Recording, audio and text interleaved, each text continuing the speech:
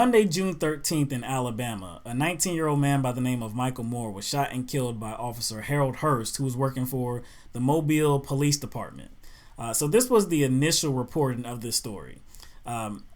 Officer Hurst had pulled over Michael Moore's Lexus vehicle for some undisclosed traffic violation. Mm-hmm. He had turned a corner or something. Yeah, he abruptly turned into oncoming traffic or something like that. Yeah, but it wasn't really. But it wasn't. It was the initial story didn't indicate that. It just said traffic violation. That's it. Yeah. So this led to a situation that arose that Michael Moore stepped out of the vehicle. We don't know if he was told to get out of the vehicle or not, but he got out of the vehicle. He reached for a gun, and Officer Hurst shot him. Okay. It also said this report also stated that the gun was recovered inside the vehicle. Okay. So that's a wrap, right? Mm-hmm. Okay. So then later on, the story was updated and changed a little bit. Now, it said that Michael Moore had the gun in his waistband, got out of the vehicle. Officer Hurst told him not to reach for the weapon, but Michael Moore did. That's when Officer Hurst shot him 3 times. Then Michael Moore fell. Mm-hmm. Then Michael Moore reached for the weapon again, and Officer Hurst shot him 1 more time for a total of 4 shots. Mm-hmm. Right? So now they were saying in this report, this updated story, it was saying that the gun was recovered at the scene now. Like, I don't know if on his body or on the ground or something. When they say at the scene, but not in the car. Not in the car. Yeah. Okay. And there were two passengers inside the car with Michael Moore, and it was said that they said that he had put a gun in his waistband before he stepped out of the vehicle. Also, a motorist that was passing by said that they saw Michael Moore with the gun in his waistband when he was outside the vehicle. Okay? So it changed a little bit, more details maybe, I don't know. Okay. Mm-hmm. But that wasn't the last update. So the latest update was now the gun was not recovered on Michael Moore's body or at the scene or in the car. It was now recovered at the hospital.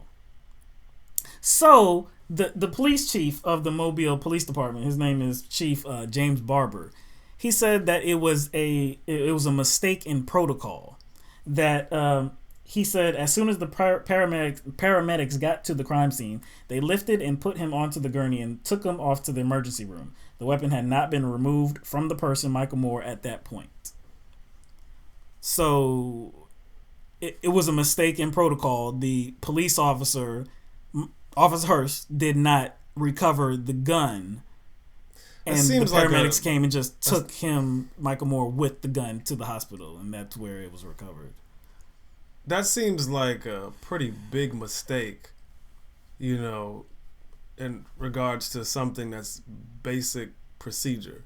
Basic procedure, because like the central point, the central focal point of this whole interaction is the gun. So if there's some shooting occurring, then or attempted shooting or whatever, in this case, somebody being shot and eventually dying, I mean, recovering that gun would be your first priority, seeing as that's the number one. That's your number one. That's the central focal point of this interaction. As an officer, right? That would seem like it's like a basic understanding of procedure to me. I mean, it's not like this is like an unusual situation. Like that's just extraordinary, like an 18 car pileup, or he didn't recover one piece of hair in 18,000 square foot area, or where something. It's easy to like overlook protocol too. Oh yeah, and we have to realize too, the paramedics were called to the scene, and they actually did transport him to the hospital, right? So that would mean to me that this guy was not dead yet, or he was not pronounced dead yet, right? So that means that this guy was still potentially alive, and you're telling me Officer Hurst allowed him to still have a gun on him? Well, not just that, the paramedics. Yeah, the paramedics too. They lifted him on the gurney, and somehow they didn't. They didn't say, "Oh my gosh, you forgot the gun. You forgot the gun. You need to get this gun." Not only that, they recovered it at the hospital, right? At the hospital. Okay, then. So what they're telling us is that the paramedics, in trying to treat this injury, overlooked the gun all the way to the hospital too. All the way. And there were more officers on the scene after the situation. So before the paramedics arrived, let's just not like put this on Hurst. Officer Hurst, yeah. And what's the spokesperson? Well, the chief. Chief James Barber. Let's not just put this on them, because apparently they saw to it that procedure wasn't followed either, because they knew what happened. Mm-hmm. Nobody said, "Hey, where's the gun?" That's the first thing. If I was an officer, I'd be like, "Yo, man, where's the gun?" Where's the other police officer that arrived on the scene? Nobody said, "Yo, man, where's the gun at?" Nobody said that. Like, nobody questioned where the gun was. Did you retrieve the gun? He had a gun. Where is it at? I think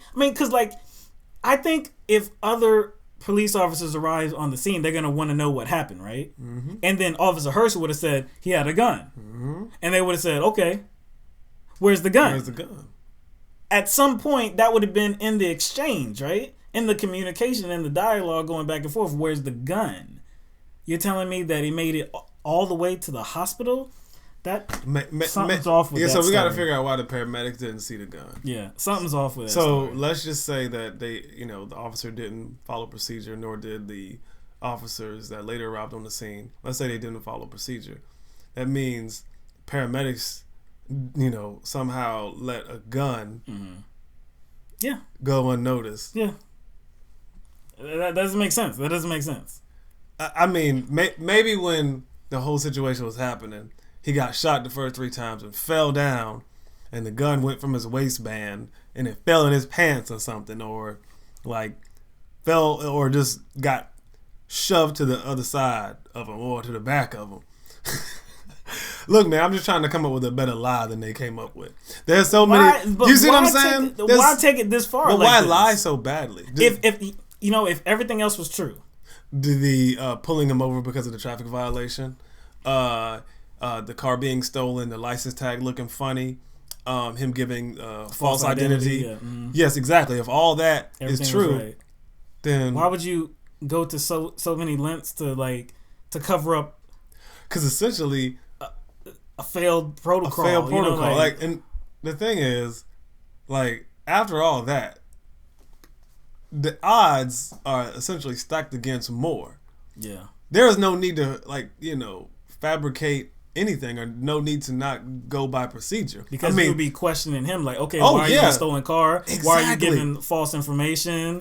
Stolen gun, stolen car, false information, funny license tag, traffic violation. See, here we are. Like that. I mean, to me, I'm just like, oh yeah, it's stacked up against this dude. He's obviously up to no good. So it's like everything is on the side of the officers in this case.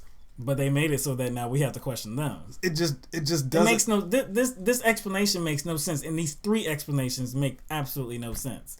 After one of the witnesses in the car, one of the passengers, later said that, I guess he attested to that there was a gun, but he said that when Moore exited the vehicle, he had his hands up the whole time. So there was no reason to shoot him.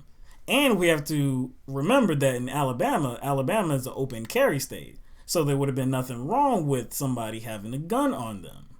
Now there would have been something wrong with them going for the gun, but like we just said, when one of the passengers said that he had his hands up the whole time. Now see, this, and this would be, since there's no videotape evidence, because this officer was on his way to work. He didn't have a body cam on him. He's off duty. So because we have no videotape evidence, it would just be a he said, she said stuff, type situation like this.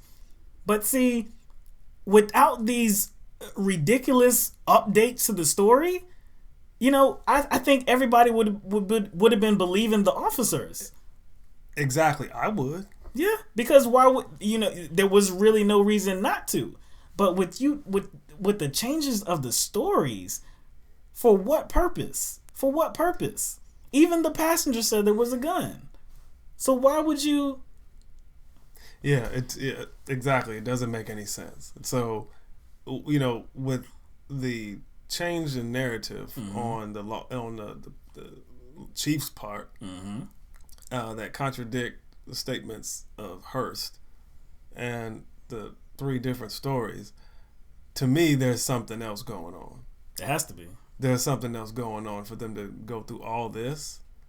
For something trivial? For something so trivial. So my thing is there's got to be something else going on. But unfortunately, I doubt that's going to be uncovered.